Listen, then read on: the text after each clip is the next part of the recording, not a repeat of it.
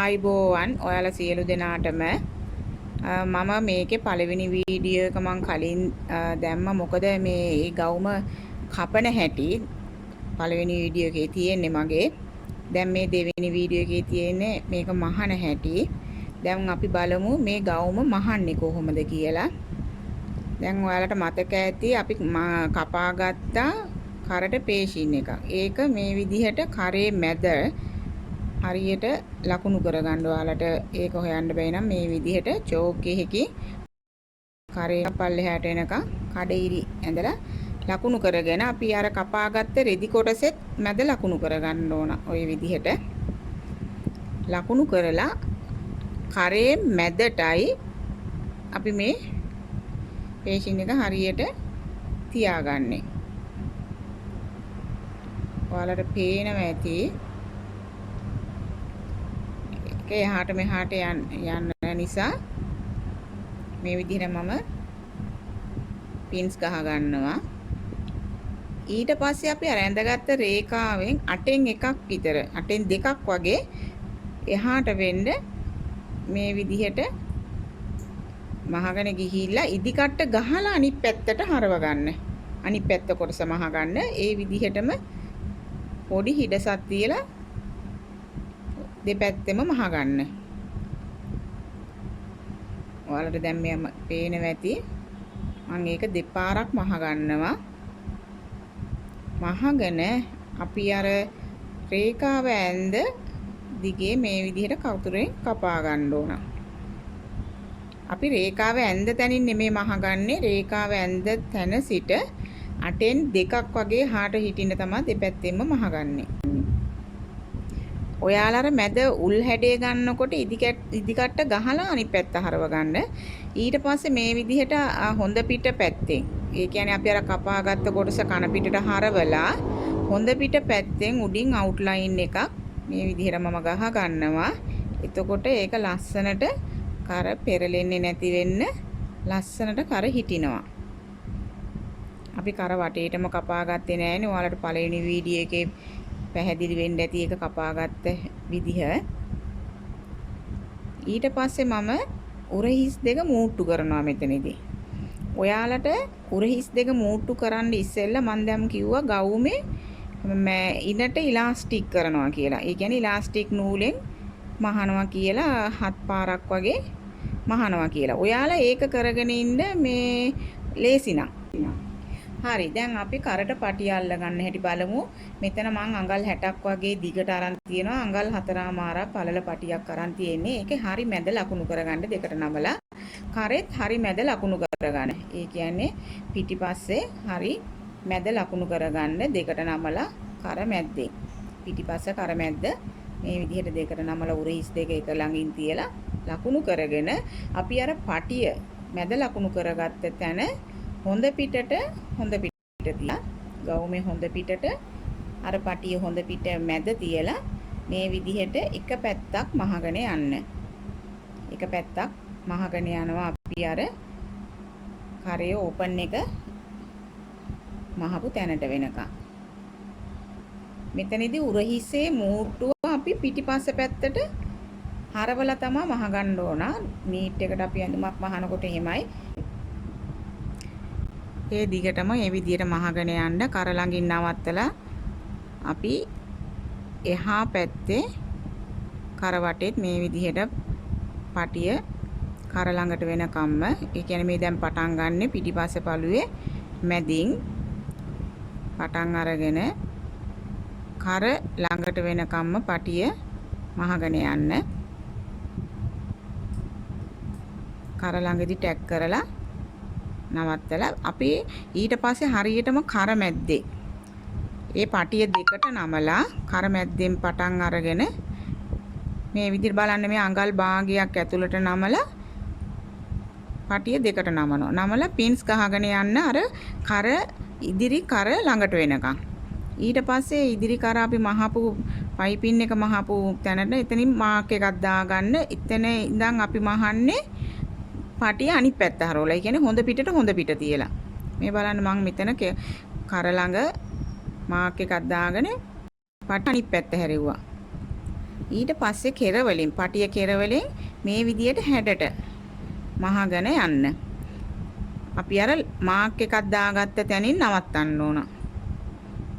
ඔයාලට මම මේ ලේසි ක්‍රමයක් මම කියලා දෙන්නේ මේ පටිය අල්ල ගන්න විදිහ. අර මාක් එකක් දාගත්ත තැනින් ටැග් කරලා නවත්තලා මේක අනිත් පැත්ත හරව ගන්න. ඊට ඉස්සෙල්ලාම අපි මේ හැඩයට කපාගත්ත දැන මෙතන මැහුම් වාසි වැඩිපුර තියෙන හරිය කපාගෙන මොකක් හරි කූරක් හරි මොකක් හරි දෙයක් ආධාර ඇතිව මේ විදිහට අනිත් පැත්තට හරව ගන්න. ඔයාලට ලේසි අපි අර භාගයක් දුරට නෙමෙයි හැව්වේ. එතනින් අනිත් පැත්තට හරව ගන්න. ඊට පස්සේ අපි එහා පැත්තේ පටියත් ඒ විදිහට මහ ගන්න ඕන. බලන්න මේක හොඳ පිට තියාගත්තා. අර විදිහටම අඟල් භාගයක්මලා කර ඇතුළට බලන්න මේ ඔයාලට පැහැදිලිව පේනවා ඇති. අපි එහෙම නමලා පින්ස් ගහගත්තම ලේසි ඔයාලට මහගෙන යන්න. ඉදිරි කර අපි අවසන් කරපු තැනින් පොඩි මාක් එකක් දාගෙන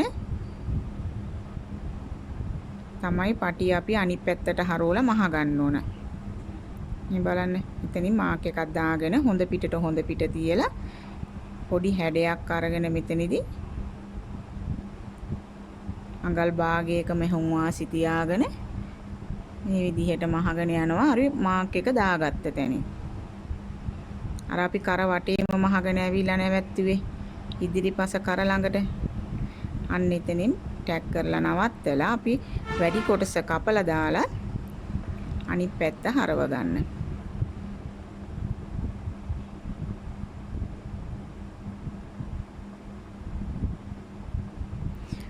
මෙතනදී මුල්ල ඔයාලා ලස්සනට එතන හැඩ කරලා ගන්නේ කූරෙන්ම. ඊට පස්සේ මේ බලන්න මෙතන මේ කරේ ඉදිරි කරේ මුල එතනින් තමයි අපි නැවැත්තුවේ. ඊට පස්සේ පින්ස් එක එක ගලවන ගමන් අර අපි නමාගත්ත විදිහට ඒ කියන්නේ මෙතනදී මහගන්නේ හොඳ පිටපැත්තෙන්. එතකොට නීට් එකට අපිට අර ලයින් එක දිගේම ගන්න පුළුවන්. අපි ඕක කන පිටපැත්තෙන් මැහුවොත් එහෙම හොඳ පිටින් බලනකොට ඒක කැතට පේනවා. එක්කෝ මැහුම ඇද වෙලා තියෙන්න පුළුවන්. එක්කෝ අර අපි ලයින් එක දිගේ ටිකක් එහෙම වෙලා තියෙන්න පුළුවන්. ඒ හින්දා තමයි මම මෙතනදී හොඳ පිටපැත්තෙන් මහනවා. අර අපි අඟල් භාගයක් යටට නැමුවානේ. මං අඟල් භාගේ යටට නමලා එක පොයින්ට් එකක් වගේ ඉස්සරහට හිරින්න තියලා මහන්න. එතකොට අපි උඩින් ලයින් එක මහනකොට අර යටින් අපි නමපු කොටස අහු වෙනවා. ඒ හින්දා තමයි අපි චුට්ටක් ඇඟ පැත්තට හිටින්න ඉස්සරහට තියලා මහන්නේ. මේ බලන්න මේ විදිහට උඩින් මහනකොට අර යට පොට අහු වෙනවා. එතකොට ටිකක් අර අපි ඒ ලයින් එකට පන්නලා තිබ්බම දෙපැත්තම අහු වෙන විදිහට තමයි දැන් මේ විදිහට මහන්නේ. ඒ විදිහටම අපි අර ඉදිරි කර ළඟට වෙනකම්ම මහලා එතනදී ටැග් කරලා නවත්තන්න.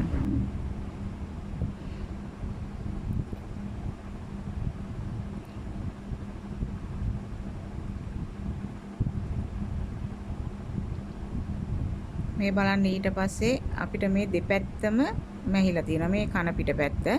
එතකොට අපිට ඉදිරිපස මේ අපිට පේන පැත්ත තමයි හොඳ පිටපැත්ත. මේ පැත්තත් හොඳ ලස්සනට මැහිලා තියෙනවා. ඊට පස්සේ මම මේ කරන්නේ උරහිසේ සිට ඉන දක්වා උස. ඒ කියන්නේ අපිට ඉලාස්ටික් කරන්න ඕන උස අපි ලකුණු කරගන්න ඕන. ඒක ලකුණු කරගන්නේ හොඳ පිටපැත්තෙන්. ඒ කියන්නේ අපි මැෂින් එක මහගෙන යන්නේ හොඳ පිටින්. ඉලාස්ටික් එක කන පිටට පේන්න. ඔයාලට කැමති විදියට අඟල් භාගය අඟල් 3 කාල පරතරයේ හිටින විදිහට මහතට ඕනනම් අඟල වගේ හරි එහෙම ලකුණු කරලා තැන් කීපයකින් දිග රේඛා ඇඳ ගන්න පුළුවන් පුරුදු නැති කෙනෙකුට නම්. දැන් මෙතනදී මම නම් මහනේ මගේ ඇස් මට්ටමින් මම මහගෙන යන්නේ. ඒ උනාට ඔයාලා එහෙම කරන්න එපා. ඔයාලා ඉන දක්වා උස ලකුණු කරලා රේඛාවක් ඇඳ ගන්න. ඊට පස්සේ එතන ඉඳන් ඉලාස්ටික් එක කොච්චර පරතරයක් තියෙන්න ඕනද කියලා ඔයාලා තීරණය කරන්න. අඟල් භාගයක්, අඟල් 3 කාලක්, අඟලක් ඒ වගේ ඔයාලා ඒක තීරණය කරලා රූල් ඇඳ ගන්න. ඒ කියන්නේ ඉරි කීපයක් ඇඳගෙන ඒකට උඩින් මහගෙන යන්න. දැන් මම මෙතන එහා පැත්තේ පටන් ගත්ත තැනින් මේ අංශ දෙපැත්තෙම ලකුණු කරගෙන ඊට පස්සේ මම මේ විදිහට මගේ ඇස් මට්ටමින් තමයි මම මේ මහගෙන යන්නේ. මම ඉරි ගැහුවේ නෑ. ඔයාලා ඉරි ගහගෙන මේ විදිහට හොඳ පිටපැත්තෙන් මහගෙන යන්න. අපි යට නූල් පුරවන්නේ ඔයාලා ඒක දන්නවනේ කොහොමද ඉලාස්ටික් කරන විදිහ. මම මෙතන ඉලාස්ටික් එක පුරවන විදිහ මම ඔයාලට පෙන්වන්නේ නෑ. මම එතන පුරවගත්තේ අතින්. බොබින් එකට මම අතින් අතේ ගොඩාක් අද කරන්නේ නැතුව නූල මේ ඉලාස්ටික් නූල මම උතා ගත්තා. ඊට පස්සේ මේ විදිහට තමුන්ට කැමති පළලකට අඟල් 4ක් 5ක් වගේ තමුන්ට කැමති පළලක් වෙනකන් මේ විදිහට මහගෙන යන්න. ඔයාලා අඟල් භාගේ හරි තුන් කාලා හරි ඒ ලකුණු කරපු ඒ රේඛා දිගේ කැමති පළලක් හිටින විදිහට මෙහෙම මහගෙන යන්න. අතින් අර රැලි වෙන හරිය අතින් මෙහෙම ඇදගෙන මහන්න. වැඩිය ගොඩාක් අදින්න ඕනේ නෑ. ඔයාලට තේරෙනවා මහනකොටත් ඒක ඇදිලා තමයි මැහෙන්නේ. අර එකට ගුලි වෙන්නේ නැති වෙන්න. රෙද්ද මේ විදිහට මහගෙන යන්න. මැෂින් එක අපි අනිත් පැත්තට හරවනකොට නූල කපන්න එපා. එහෙමම ඉදිකට ගහලා අනිත් පැත්තට කරකවල දෙපාරක් මහලා මහගෙන යන්න ওই විදිහට. ඔයාලට මෙහෙම මහනකොට මගදී ඉලාස්ටික් එක ඉවරුණා කියන්නකෝ. ආයේ එතනදී ආයේ පටන් ගන්න එපා. අර අංශයේ පැත්තෙන් පටන් ගත්ත තැනට එනකන් ලෙහන්න ඒක. ඒ රේඛාව දිගේ ලෙහලා ආයේ එතන ඉඳන් මහගෙන එන්න. කවදාක්වත් මැදින් පටන් ගන්න එපා. ඊට පස්සේ මම මේකේ මහගත්ත ඉදිරිපස පළුව සහ පිටිපස පළුව මෙහෙම එකට තියලා ඒ මහගත්ත තැන ලකුණු කරගෙන ඒ පළුවෙත් මම එතන ඉඳන් මහන්න පටන් ගන්නවා. ඔයාලත් ඉදිරිපසයි පිටිපසයි හරියටම අංශයේ පැත්තෙන් තියලා ඒ සමානව තියලා මහගෙන යන්න. ඉදිරිපස පළුවේ අපි ගත්ත පළලටම පිටිපස්සේ පළුවත් මහගෙන යන්න. දැන් අපි මේ අත මහන හැටි බලමු. මම මේ අත අග අඟල් භාගයකට වාටිය මහලා ඉලාස්ටික් එකක් ඇතුල් කරලායි තියෙන්නේ. ඔයාලගේ අත අග වටේ මැනලා ඒ ප්‍රමාණයට වඩා අඟල් දෙකක් අඩුවෙන් ඉලාස්ටික් එක කපාගෙන ඇතුල් කරගෙන මේ විදිහට මහගන්න. ඊට පස්සේ අත දෙකට නමලා අතේ හරි මැදයි උර හිසේ හරි මැදයි ලකුණු කරලා අත වටේට මේ විදිහට අත තියලා අර කඳ කොටස අත්කට වටේට මහගෙන යන්න.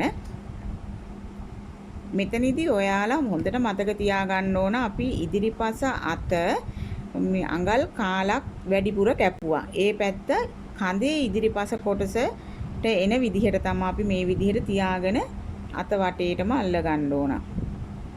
එක පැත්තක් අල්ලගෙන ඊට පස්සේ මේ විදිහට අනිත් පැත්තත් අල්ලගෙන යන්න.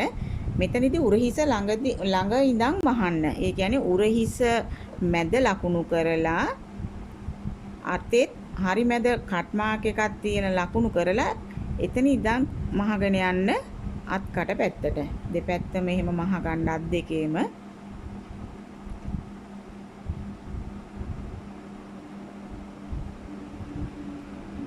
මේ බලන්න මෙතන තියෙන්නේ උරහිස මැද. එතකොට මෙතන උරහිස මැදට අපේ අතේ හරි මැද මේ තියෙන්නේ අතේ හරි මැද උරහිස මැදට අතේ හරි මැද අපි අර කට් මාක් එකක් දාගත්ත ඉදිරිපස හරියට කඳේ ඉදිරිපස පැත්තට හිටින විදිහට මේ විදිහට තියලා අත වටේ මහගෙන යන්න.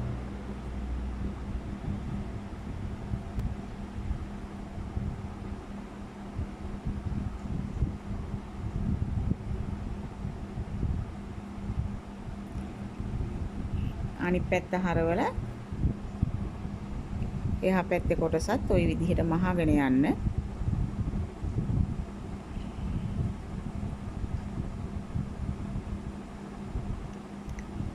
අපි මේ හැම එකකටම අඟල් භාගයක මැහුම් වාසි තිබ්බ නිසා අඟල් භාගයක මැහුම් වාසි හිටින විදිහට මහගෙන යන්න ඕන. ඊට පස්සේ අත්කට අපි මහගත්ත අත්කට වටේ මේ විදිහට ඕලොක් කරගන්න. දැන් අපි බලමු අංශය මූට්ටු කරගන්න හැටි. මේ විදිහට හොඳ පිටට හොඳ තියලා කට ළඟ ඉඳලා අපි අංශය මූට්ටු කරගමු. මහුන් වාසි අඟල් භාගයක් නම් තිබ්බේ. ඒ අඟල් භාගය මෙහෙන විදිහට මේ විදිහට අංශය පැත්තෙන් මහගෙන යමු. මෙතන අත්කට අපි මහපු තැන පල්ලෙහාට ගන්න. මෙතන මහුන් වාසිය කිහිල්ල ළඟ එතන පල්ලෙහාට අරගෙන දෙපැත්තෙම උඩයි යටයි පල්ලෙහාට මහුන් වාසිය අරගෙන අපි මෙතන ඉලාස්ටික් කරපු තැනත් හරි ගානට හිටින්න ඕන. අපි හරි විදිහට මැහුවා මෙතන හරි ගානට හිටින්න ඕන අපේ ඒ ඉලාස්ටික් එක මහපු තැන මේ විදිහට අංශය පැත්තේ වාටිය දක්වා මහගෙන යන්න. ඒ විදිහටම අනිත් පැත්තේ කොටසත් මහගෙන යන්න.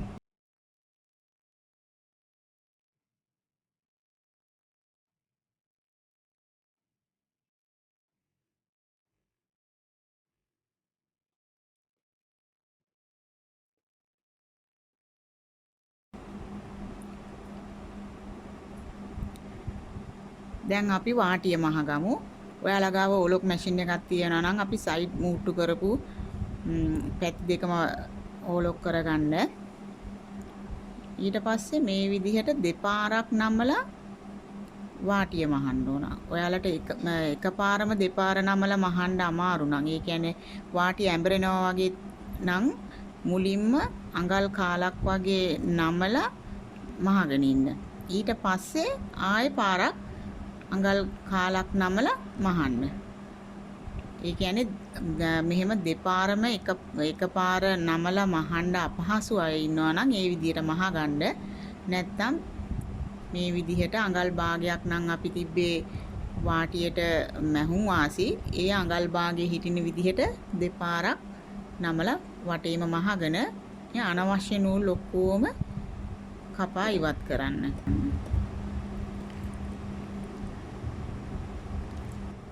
මේ තියෙන්නේ මම මගේ ඩමියට අඳපු ඒ ගවුම. ඩමිය නම් පොඩි එකක්. මේ ගවුම විශාල එකක් නේ.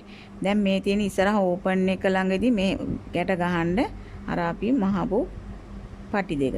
මෙතනදී ඔයාලට සමනල ගැටේ දාලා මේ ගැටයක් දාලා අඳින්නත් පුළුවන්. නැත්නම් මේ විදිහට ওই විදිහට දාලා අඳින්නත් පුළුවන්. මේ බලන්න මේක ඇදෙනවා. මොකද අපි ඊනට ඉලාස්ටික් දාලානේ තියෙන්නේ. ওই විදිහට මේකේ අපි පිටිපස්ස පැත්තත් අපි බලමු.